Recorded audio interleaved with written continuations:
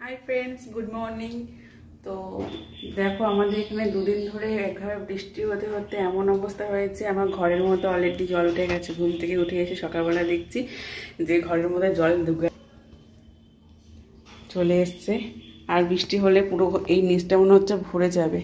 ইনভার্টারটা কালকে আমি সরিয়ে দিয়েছি, রাত্রেবেলায় সরিয়ে দিয়েছি, ওটাকে ঘরে এমনি রেখে দিয়েছি। এখানে এখন আর নেই, এই যে তুলে খুলে এইভাবে রেখে দেওয়া হয়েছে, থাক, যে জলের মধ্যে না ভাসুক। আর এই যে জল দেখুন, মাকে বললাম, মা একটুখানি এখন মাটি দিয়ে আর ইট দিয়ে একটু উঁচু করে দাও জায়গাটা, নয়তো ওই রাস্তায় এই যে জল যাচ্ছে লোক, আর ঢেউয়ে ঢেউয়ে জলটা আরও ঘরের মধ্যে ঢুকছে, পুরো ভরে যাচ্ছে। মা গেছে মাটি তুলতে, পুরো বাড়ির অবস্থা দেখ, পুরো বাড়ি কি রাস্তাঘাটে ডুবে গেছে, ড্রেন টেন সব ডুবে গেছে। মা গেছে ওইদিকে,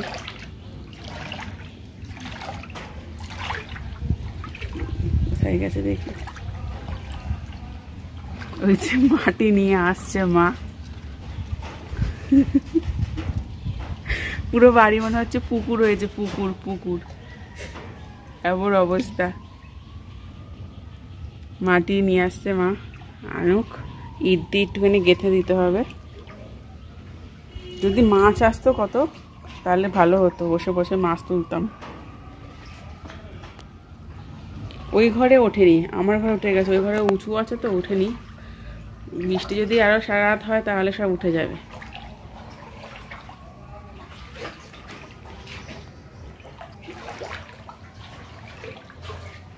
বাজারঘাট যেতে অসুবিধা হচ্ছে, যাওয়া সম্ভবও না, এই জল পাড়িয়ে পাড়িয়ে যাওয়া, বাজারঘাট করা, কত মানুষের অসুবিধা।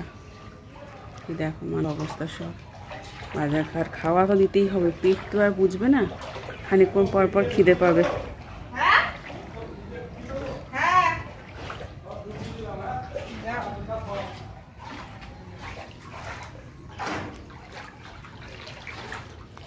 না, আমার কাজ করে নি, এবারে সব ইট দিয়ে গেঁথে দিই, নয়তো এই যে হাঁটছে, রাস্তার লোক হাঁটছে, যে আমরা হাঁটছি আর এরকম হয়ে হয়ে জলে আর ঢুকে যাচ্ছে ঘরের মধ্যে। এটা আমাদের উঁচু আছে বলে না জল জমেনি, কিন্তু ওদিকে অবস্থা খারাপ। দেখো, এরা বাঁচার জন্য কোথায় উঠেছে, পুরো দেওয়ালে সব আশলা, কিন্তু এই দেখো আশলা, দেখো কত, কোথা দিয়ে উঠেছে দেখছো না? এই কোথা দিয়ে মারি এগুলো? না না, মারার দরকার নেই, ওরা বাঁচার জন্য এখন এখান থেকে মারলে তো আবার এইগুলোই ঘরে ঢুকবে সব। পায়খানা পাচ্ছিল,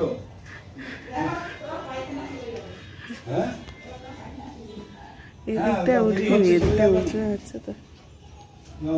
এই মা গেছে এই বৃষ্টির মধ্যে ফুল তুলতে, দেখো গাছগুলো সব মরে যাবে জানো মা, তুলসী গাছ টাছগুলো আর থাকবে না। এই জল শুকাতে শুকাতে কদিন লাগে না লাগে, যে কটা হয়েছিল তুলসীগুলো প্রতিদিন লাগতো, সব মরে যাবে, ভালো লাগে না।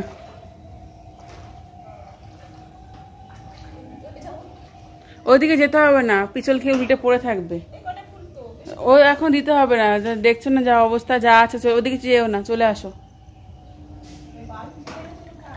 হ্যাঁ, বালতি চলে গেছে, সাপ রাপ কোথাও বেরোবে, চলে আসো। এই দেখো বিছা মিছা সব, দেখো তো ভয় লাগে, ইস কত প্রাণ মরে যাবে,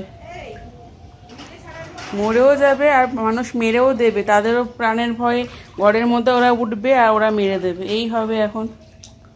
হ্যাঁ,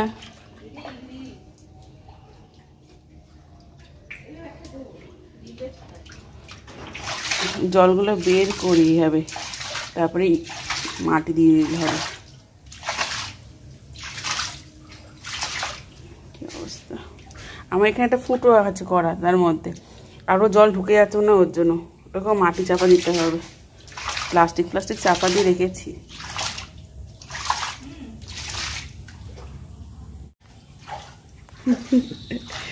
ইট নিয়ে আসছে, মেরামত হবে এখন, দেখি আর যাবে লম্বা করে করে দেবো, লম্বা করে দেবো। লম্বা করে দিবি এরকম করে? হুম, হ্যাঁ।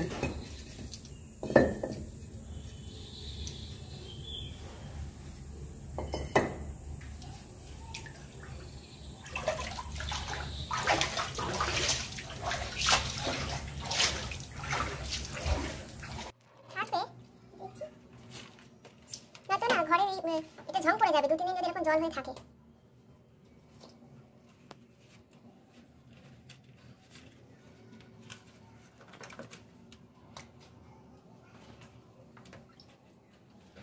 কার কার বাড়িতে এরকম অবস্থা হচ্ছে? কোথায় কোথায় হচ্ছে কি জানি বৃষ্টি, আমাদের কলকাতাতে এই অবস্থা। না না, সত্যি হচ্ছে। সত্যি হচ্ছে। আমাদের উত্তর 24 পরগনা তো অবস্থা খারাপ। সত্যি হচ্ছে। সো আমাদের কমপ্লিট কাজ, দেখো জল টল সব তুলে দিচ্ছে, শুকনো হয়ে গেছে সব। আর এই যে মেরামত করা হচ্ছে খানিকটা। এরপর যদি বৃষ্টিও হয় তাও একটু হালকা তো রেহাই পাওয়া যাবে, পুরোনো তো জল টল ঢুকে যেত ঘরের মধ্যে।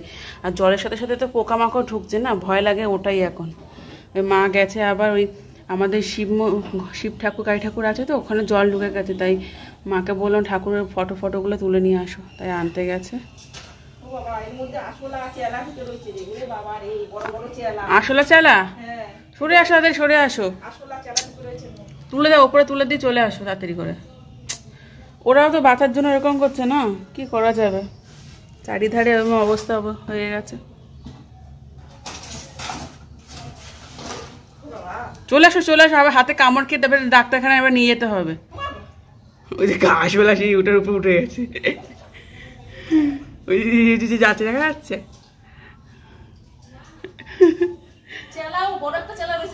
চলে আসো।